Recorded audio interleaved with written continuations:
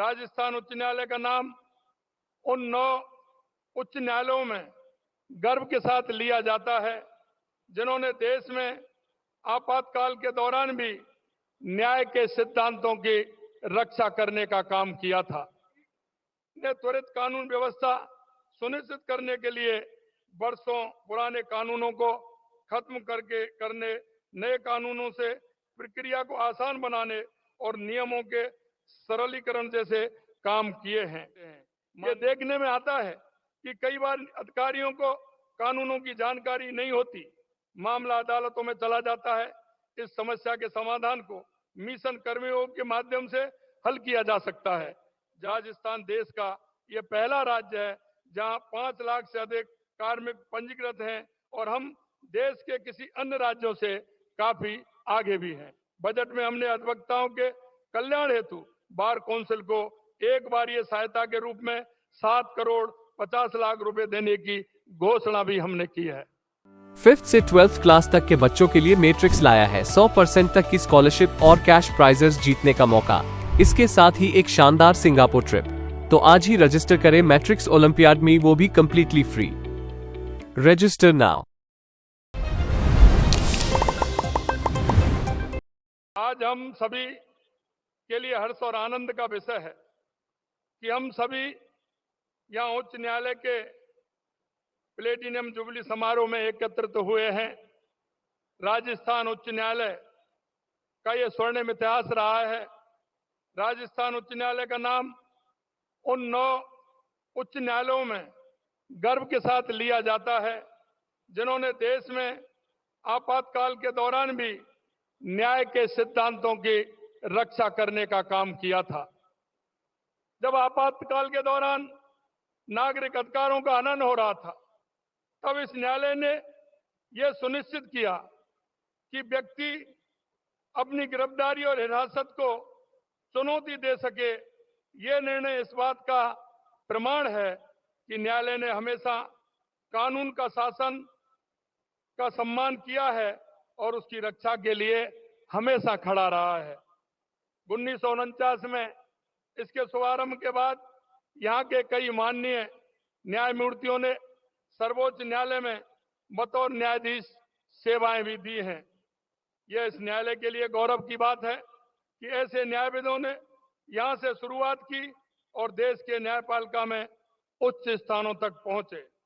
राजस्थान में न्यायपालिका, कार्यपालिका, विधायिका एक टीम की तरह काम कर रही है।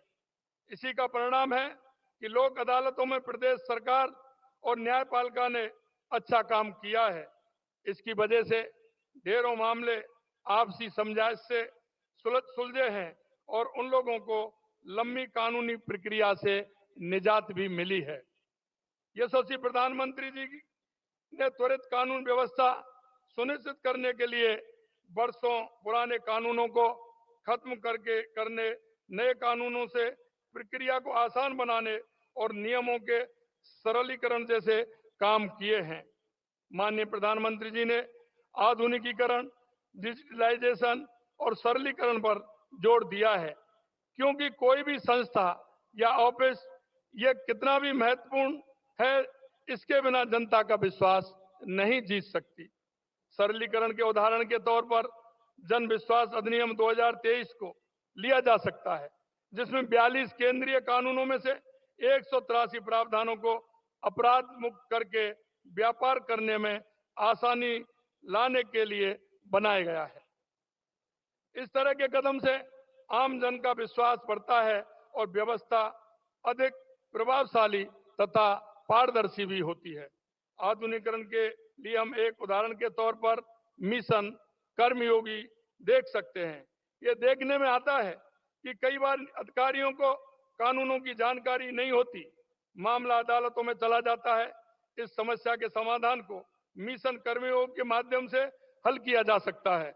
जहां ऐसे कोर्स हैं जिनके माध्यम से अधिकारी वर्ग को कानूनों के प्रति जागरूक बनाया जा सकता है, राजस्थान में हमने मिशन कर्मयोगी में बहुत गंभीरता के साथ काम किया है, क्योंकि मिशन कर्मयोगी के माध्यम से अधिकारियों को कानून संबंधी विषयों में विशेषज्ञता हासिल करने का मौका मिल रहा है। राजस्थान से राजस्थान राज्य से मिशन कर्मयोगी के अंतर्गत आई गोट डिजिटल प्लेटफॉर्म पर 5,30,000 से अधिक कार्मिक पंजीकृत हैं और राजस्थान सरकार के 2,35,000 से अधिक कार्मिकों द्वारा पाठ्यक्रम पूरा कर लिया गया है। राजस्थान देश का यह पहला राज्य है जहां 5 लाख से अधिक कार्मिक पंजीकृत हैं और हम देश के किसी अन्य राज्यों से काफी आगे भी हैं। हमने डिजिटल इनिशिएटिव के लिए जो लॉन्च होते हुए देखा है, डिजिटलाइजेशन की दिशा में एक सकारात्मक कदम है। माननीय प्रधानमंत्री जी से प्रेरणा लेते हुए हमने भी राजस्व मामलों में डिजिटलाइजेशन में नवाचार किए हैं।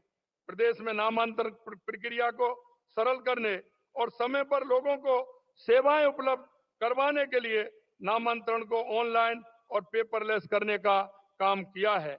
साथ ही खातेदारों की कृषि भूमि के आपसी सहमति से विभाजन की संपूर्ण प्रक्रिया को ऑनलाइन किया गया है।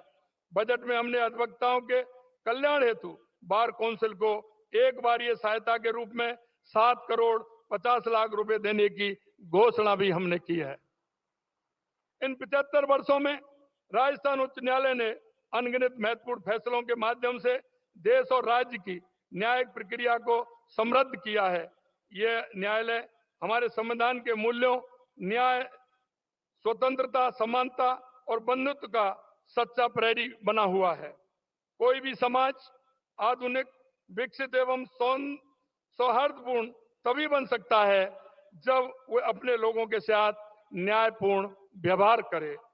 अंत में मैं राजस्थान उच्च न्यायालय के सभी सदस्यों को उनके समर्पण, ईमानदारी, कठिन परिश्रम के लिए हार्दिक बधाई देता हूं।